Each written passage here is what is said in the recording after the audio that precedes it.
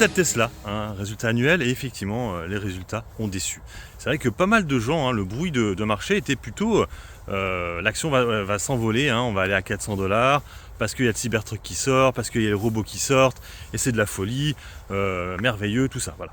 Et c'est vrai que moi j'étais assez sceptique, j'avais encore des actions à l'époque, j'avais allégé une première fois, en octobre, j'avais plus d'argent,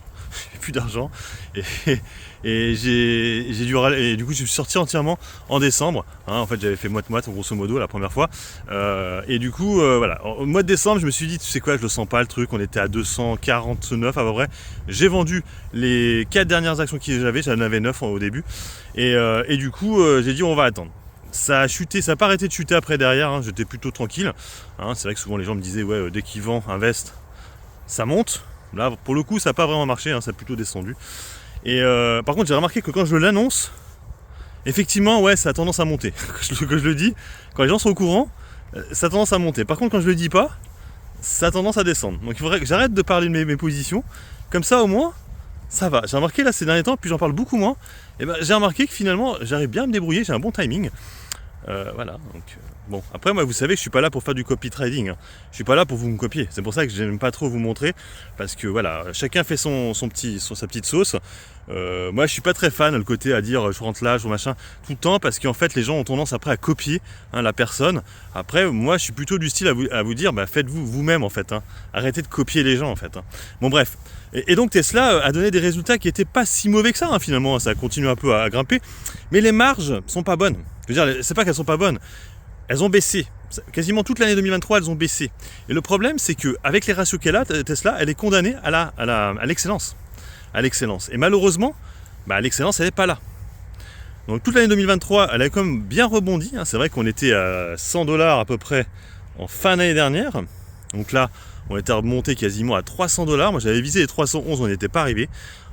Et après ça a rechuté et là ça n'arrête pas de dégringoler. Là on est passé hier soir sous les 200$ à la barre, voilà, donc on retourne comme à les niveaux d'octobre suite au résultat. C'était pareil, c'était un résultat qui l'avait fait descendre autant, et pour l'instant on voit qu'elle n'y arrive pas, il y a juste des rebonds. Et à chaque fois que les résultats arrivent, ça redescend. Ça fait 3 fois de suite que les résultats déçoivent et que ça chute à chaque fois. Donc attention. En plus, on le voit qu'il n'est pas très confiant pour le 2024. On a vu qu'il y a des soucis en mer Rouge. Donc ça peut poser problème. Ça c'est en début d'année.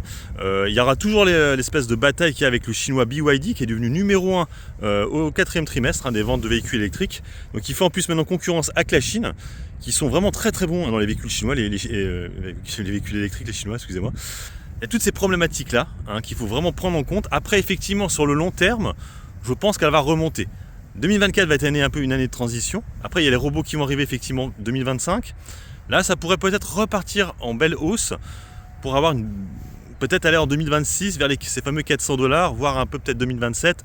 Après, je sais pas, il peut arriver des choses. Le Musk, vous savez, il est un peu bizarre. Il fait des trucs un peu chelous des fois. Donc, à voir. Je sais qu'en plus, il voulait créer une deuxième classe d'action pour être en fait l'actionnaire majoritaire, quasiment avoir 25%, parce que par rapport à l'IA, il voulait vraiment avoir toutes les choses en main pour l'IA. Donc ça aussi, il y aura des questionnements par rapport à ça. Création d'une classe A ou B, B plutôt. Donc bon, l'avenir est toujours incertain. C'est toujours pareil, la bourse. Mais bon, je pense quand même que d'ici 3-4 ans, ça devrait remonter. Après, voilà, la question c'est à quel moment rentrer. On va voir déjà aujourd'hui comment elle descend. La dernière fois qu'il y a eu les résultats, pendant plusieurs jours, elle a descendu. On pourrait redescendre à 160$, peut-être un peu plus bas. Donc on pourrait commencer à faire une entrée à ces niveaux-là sur Tesla. Et puis après voir avec le reste ce qui se passe. Après il y a aussi la grosse question des véhicules électriques. C'est vrai qu'en ce moment, tu as l'impression que c'est peut-être pas si l'Eldorado que ça. Donc attention aussi à ça, et on va voir aussi la répercussion sur Stellantis et Renault. Les résultats n'ont pas été encore donnés, mais à voir les marges, parce que c'est vrai que Stellantis avait très bonnes marges. Est-ce qu'elles vont être moins bonnes ? C'est compliqué, donc attention.